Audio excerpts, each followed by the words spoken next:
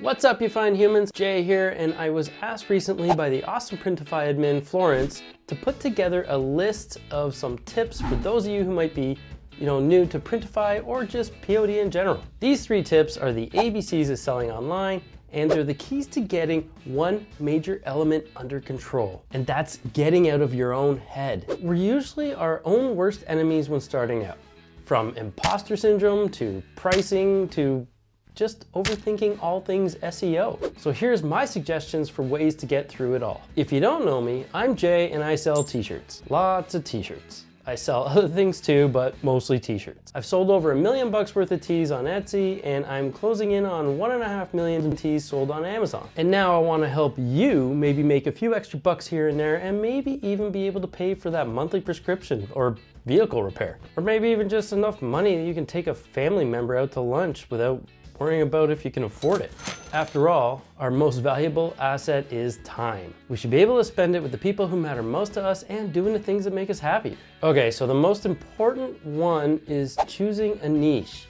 You're not gonna be an imposter if you're in a niche you actually know something about. You'll know the lingo, funny catchphrases, color trends, etc., and you'll usually know a few people in the niche to bounce ideas or designs off of too. That's why choosing a niche, even 2 or 3 of them, but not all of them, is so crucial when starting out. I'm not talking like 30-year-old nurses with brown hair who like cats or something, but maybe like nursing or the medical field in general. You don't need to zoom in too tight here.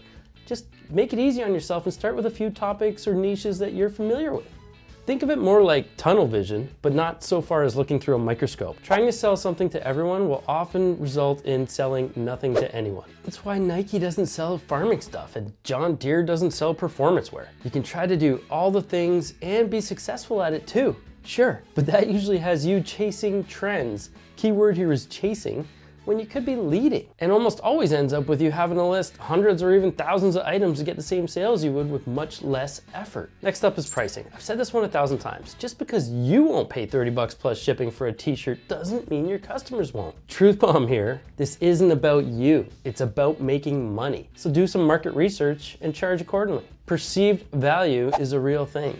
It's the idea that consumers think travel bag A, priced at $120, is assumed to be better or have more value than travel bag B, priced at $80. Perception is everything. Before we talk about the 3rd element here, I want to let you know that I'm giving away a 1-year membership to 𝗗𝗚𝗧 Pro subscription. And we're going to do it when my Facebook group hits 17,000 members. I'll be dropping the rules in a post in my group, so be sure to check it out. I'll also share my link below so you can try out 𝗗𝗚𝗧 for free and toy around with it for yourself. Okay, so the next and probably most important element is the combo of SEO and design. Well, this one's a doozy, right? Or is it? You need both and you can't have one without the other, so let's look at SEO first. Example here is that you sell canvas prints. You might think it's a good idea to title your work by the name of the painting, like they do in galleries, right? Maybe something arbitrarily cool that's like Dawn of Splendor. For like a morning scene on the dock with the lake at the cottage with the fog still on it. The idea is that being unique will help you stand out, right? When actually people will be searching for wall art of morning scene of a dock and lake, or morning lake with fog print. Make sense? Your title needs to be clear, concise, and cater to the person doing the shopping. On Etsy, more than 80% of the time, that person is an 18 to 35-year-old who identifies as a woman, and they're usually buying for other people. So, niche terminology is great for design, but don't get too niche with the title if that makes sense. Again, it needs to be words that shoppers use to find what they want. Another one I personally do is sell fishing shirts. Your particular design might have some words that totally hit the mark and might even make somebody buy yours over another, sure.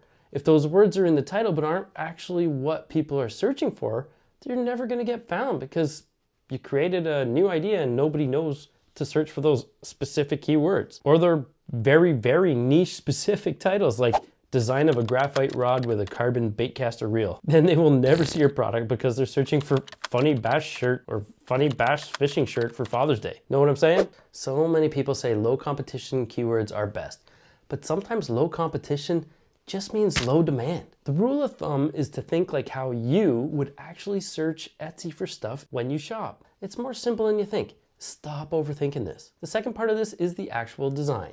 And while SEO is definitely important for getting found, all the gold stars and letter rankings in the SEO world aren't gonna matter if your design is just poop.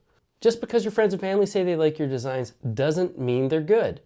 The biggest mistake is actually asking your friends and family if they like your designs. Their answers will be biased, they won't want to hurt your feelings, and it's just not going to lead to anything that actually matters. This is what you need to do instead. Pull up your listing in the search results. Show the results page to anyone. You can use your friends and family for this one if you want. Do not tell them which designs are yours. This is the important part. Have them pick their top 5 on the first page. It'll be like 76 results. Consider the 5 they pick faves by Etsy's definition, right? Do this 3 or 4 times with a few different designs. And if your designs are not in the top 5 that they pick each time, you either need to work on your design skills, especially if you're not niched at all and competing with thousands of whatever's clever at the moment, or hire a designer.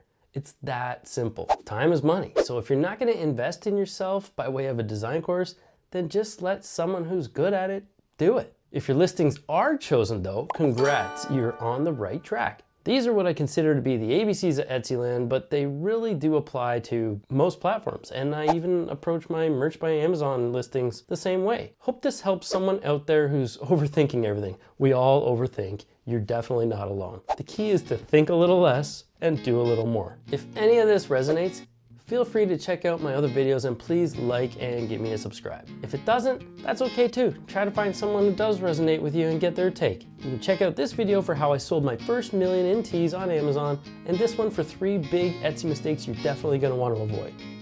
Thanks for watching.